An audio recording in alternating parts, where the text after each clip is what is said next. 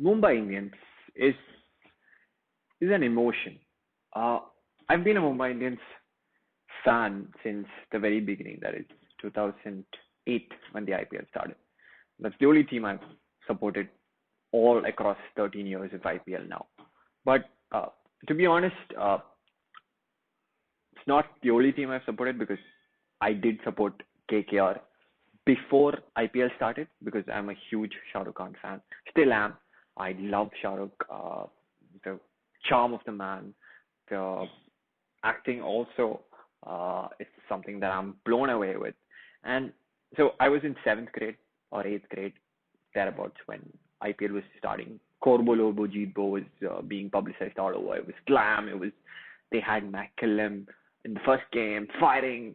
He scored 158. It was just the perfect beginning for anybody who wanted to be a KKR fan to to be sure that this is the team. And I thought too until Mumbai Indians played their first game. So I wasn't watching the match. I was at a restaurant with family. I was eating food. The TV was not in the room that I was having food. It was across the door. It was like a glass door. So I could see this match happening across the door. Mumbai Indians playing. Sachin, of course, was the captain of the team, but he was not playing that match. I think he didn't play the initial few matches because he was injured. And in fact, they lost the match. Mumbai Indians lost the first match they ever played. Uh, that team had Sanat Jayasuriya, Sean Pollock, Dwayne Bravo was with us. So it was, of course, I was in seventh grade, somebody who just loved cricket all along. Uh, I didn't personally have any attachment to any of these names. Of course, Sanat Jayasuriya's flamboyance is very similar to Virender Sehwag, uh, who is who's a hero for anybody of my age because of the aggression that he brought in. But beyond that, and with Sachin not playing, of course, Sachin was God for so many of us.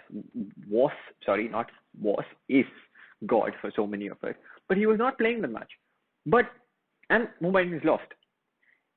Still, I felt that for a boy of what I was 11 years, 12 years, uh, in Kerala, in Kollam, nothing to do with Mumbai.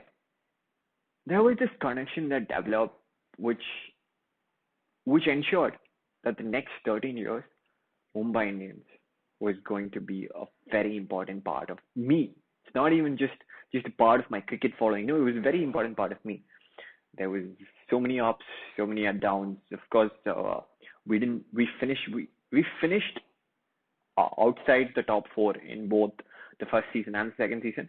But both those seasons, one more win we would have gotten. Very much like the 2018 season, where just because of one game, that final game against Delhi Devils, I think it was, or was it Delhi Capitals? Not sure, but we lost the game. We didn't make it, and it was so. All of these times when we didn't make it to the top four, it was because of just always because of one win. And all throughout the season, we know that Mumbai Indians are slow starters, and many of those games we are that we lose in the initial phases. They're all lost in the final over or the final ball, or from unlosable situations like what happened in against CSK in that dreadful match for any Mumbai Indian fan. So many stories, uh, titles, championships. The feeling that after 2 months of supporting the team, watching every single match, every single ball, you know, you're noting down teams, you're noting down names, you're thinking what is happening, why is Rohit not making this decision, or why is uh, Sachin not making this decision at that point?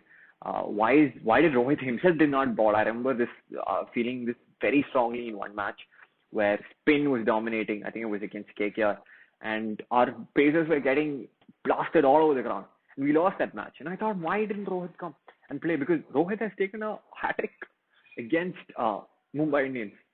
So even before Rohit Sharma started being a Mumbai Indians supporter, now he's obviously our celebrated captain who's won us four titles. So even before Rohit pledged his loyalty to Mumbai Indians. I was I along with so many Mumbai Indians fans were committed to this franchise. Uh, so many memories that we can talk about in a different video, especially a call out to that 2016, I believe, the Rajasthan Royals versus Mumbai Indians match. Uh, the epic, epic game. Uh, and of course, the last ball finishes in 2017, 2019. I can go on and on and on about the kind of joy that I've experienced through Mumbai Indians, the kind of loss that I felt, and learned how you can come back from any loss, any defeat, the way Mumbai Indians have risen uh, from their defeats, from those situations where everybody had ruled us out, especially in 2015. We lost first 5 games, I believe, and we came on to win the championship. So it's an amazing uh, franchise, and I'm so glad that I've stuck to my loyalty to this franchise. I've seen 2 games live, one against Royal Challengers Bangalore in Chinnaswamy. That was the game Samuel Badri got a hat trick. Everybody around was waving the red flag, was just saying RCB, RCB, and I was this lone. We had the flag. Me and a friend, we had the flag, we were waving the flag, and all of those people hated us. And after we won the game, yes, Mumbai Indians won both the games that I saw. Uh, People from all over the stand who were Mumbai Indian supporters came to me because I was cheering the loudest all throughout the match, and they said yes, and they gave me the fist bumps. And of course, dejected RCB fans left. And very similarly in Wankhede when I went, it was 2018 that I saw the Wankhede KKR match where again we won against KKR. So I mean, more than the ground experiences, I think it's that factor of, every time Mumbai Indians is said, you have that feeling that this is a part of me. It's not just a team. No, it's never a team. It's an emotion, and I'm sure that many of you will understand this Alla emotion of the Bolton, as we called Mumbai Indian. I'm, like many of you, an extremely proud Mumbai Indian.